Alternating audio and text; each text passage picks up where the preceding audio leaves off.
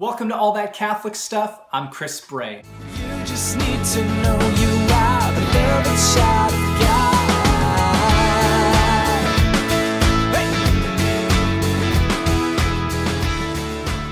Why do Catholics listen to the Pope, and where is that in the Bible?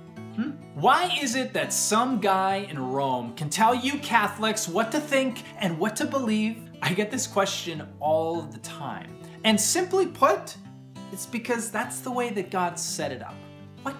Well, Pope is a Latin word for papa or father. In Matthew chapter 16, verse 18, Jesus asks the apostles, he says to them, "Who do men say that I am?" And they began to murmur among themselves, and they start saying, well, some say Elijah, and some say John the Baptist. And Jesus stops them. He says, no, who do you say that I am?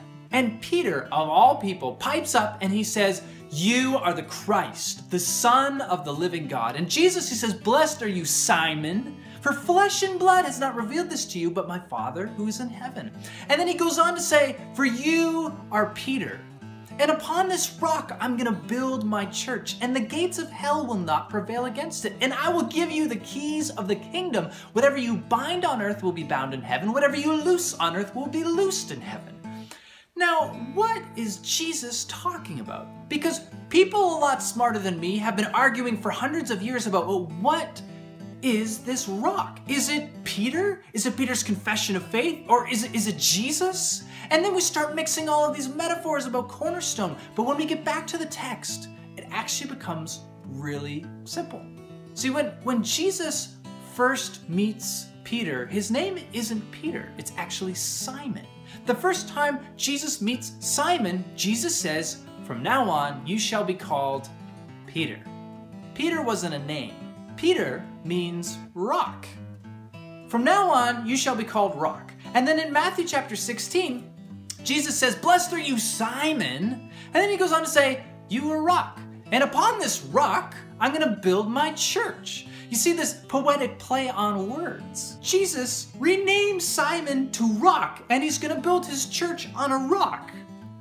That's pretty incredible. Peter is given this superiority among the other apostles. Well, how do we arrive at that? Where does that come from?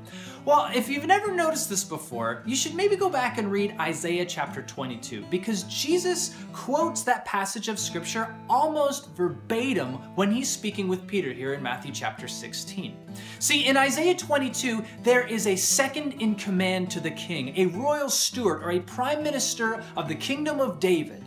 And this prime minister was to be a father to the inhabitants. Right? He'll have this robe and he will rule over their nations, and he's given the authority of the king that whatever door is open will remain open. Whatever door that is shut will remain shut. He's given the keys of the kingdom. Now in Matthew chapter 16, Jesus gives Peter the rock upon what he's going to build his church. He's given him the keys of the kingdom so that whatever is bound on earth will be bound in heaven. Whatever is loosed on earth will be loosed in heaven. Jesus gives Peter this office of royal steward for his kingdom. He gives him the keys to rule in the king's absence. He gives him his own authority. That's pretty cool. We can see when we read through the New Testament so many instances that point to the superiority of Peter and his office above the other apostles. For example, in Matthew chapter 10, Peter is called the chief apostle, or the first among the apostles. Right, we see whenever the apostles' names are listed, it's always Peter, James, and John, or Peter and the rest of the apostles. We see that Peter is the one who is entrusted to shepherd Jesus's flock. But some people still come back and they argue. Well, they say, well, what about all these bad popes across history? And I gotta tell you, there's been a number of really bad ones. You know what I find so fascinating? That in 2,000 years, there has not been one essential teaching of the Catholic Church that has ever been changed in that time, even in the midst of these bad popes. And all we have to do is look to our first pope, Peter, and see that, well, he denied Christ. He took his sword out and he cut a guy's ear off. He stood condemned in Galatians chapter 2. And this is our first pope. In Jude chapter 1, verse 3, it tells us that the faith was once and for all handed down to the saints. See, it's not the Pope's job to come up with new doctrine, and actually he can't.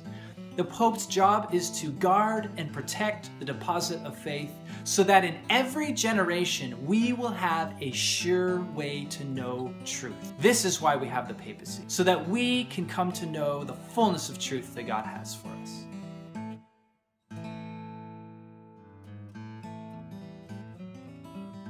Hey, thanks for watching. If you liked this video, I have 4 things for you to do. The first one is to like my Facebook page. The second one is to share this video. The third one is to go to my website, chrisbraymusic.com, and subscribe to receive all that Catholic stuff to your inbox. And the fourth one is to consider bringing me to your faith community for a parish mission, a night of worship, or a youth event. You just need to know you are the beloved child.